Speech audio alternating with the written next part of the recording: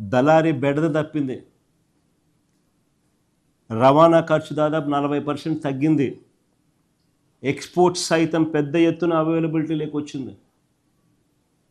మా ప్రభుత్వం రాకమునుపు అరటి ఎక్స్పోర్ట్స్ 23,000 టన్స్ ఉంటే మా ప్రభుత్వం 23-24కి వచ్చేసరికి 3 లక్షల టన్నుల ఎక్స్పోర్ట్స్ అరటి. ఇది ఎక్కడ 23,000, ఎక్కడ 3 లక్షల టన్నులు.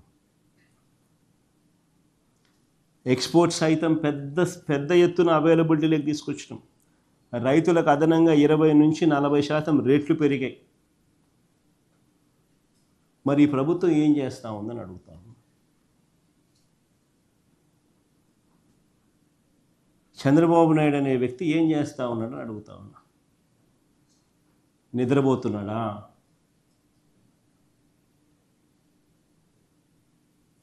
చంద్రబాబు నాయుడు గారిని గట్టిగా అడుగుతా ఉన్నా, నిన్ను ముఖ్యమంత్రిగా చేసింది ఎందుకు అని. గాడిదలు గాయడానికా నిన్ను ముఖ్యమంత్రిగా చేసింది అని అడుగుతా ఉన్నా. కాదు కదా, గాడిదలు కాయడానికి కాదు కదా, పట్టించుకోవాలి కదా రైతులను.